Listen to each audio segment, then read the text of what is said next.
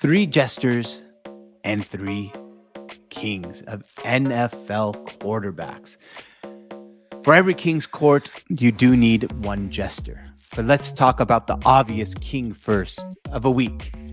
And that's Lamar. Don't call me king because we have Derrick Henry and he's called King Henry Jackson. But Lamar, let's admit, is electric. Lamar is fast. Lamar is fun. And Lamar should be the MVP. But voters get bored like little kids who played with new toys on Christmas for 2 days.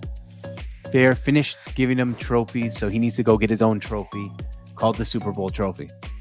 It's Lamar time in Baltimore. All day, every day. He's a king. There's no doubt about that. Let's look at the other kings.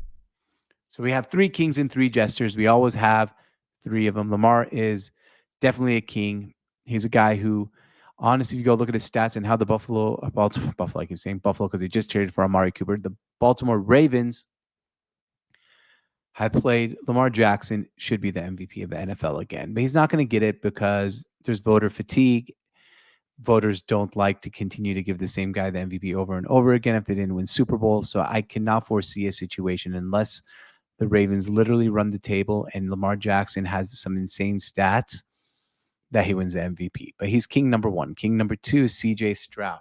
CJ Stroud has been fantastic this year for the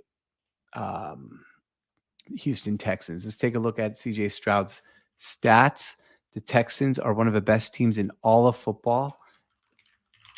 There's going to be a matchup this week where might be a chance for kingdomhood between him and Jordan Love and the Packers. But CJ Stroud this year, 10 touchdowns, 4 picks, 1,577 yards. And it seems like he continually makes the right play, right choices, great leadership.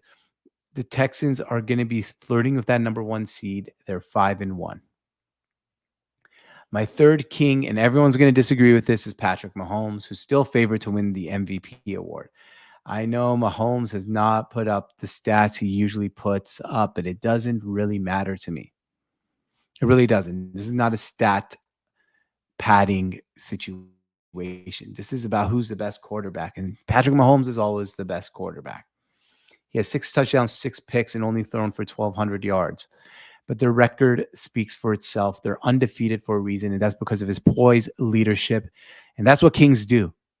They have poise and leadership. And that's exactly what Mr. Patrick Mahomes is doing. Let's talk about our three jesters. Deshaun Watson. He should be benched. He just lost Amari Cooper to the Bills as I was recording this. And I know his stats looked okay last week against the Eagles, but the eye test, the way he plays, everything screams Deshaun Watson is a bad quarterback, bad human being. I can't believe I'm saying this. Probably a worse quarterback than human being. 1,200 yards, 5 touchdowns, 3 picks, but for 21.7 QBR. My second jester is Andy Dalton, who's probably not going to be the starter for too long in Carolina. Feel bad for him. It's plain and simple. Bryce Young probably should get the starting job back, even though he sucks. But you got to find out what they have with him.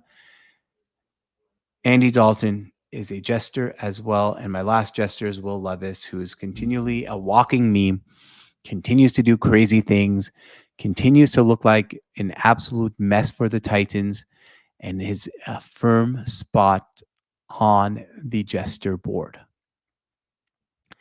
Simply, those are my 3 kings and 3 jesters of the NFL so far throughout the season.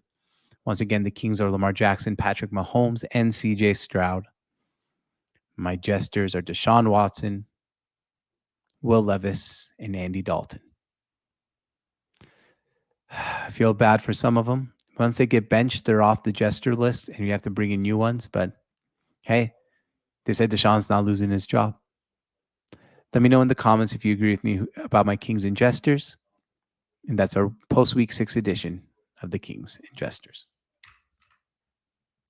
All right, guys. Thank you for watching. That's the Sports on Tap, What's on Tap show by me, George on Tap. Biggest stories in sports of the day. Thank you for watching, and we'll see you guys next time.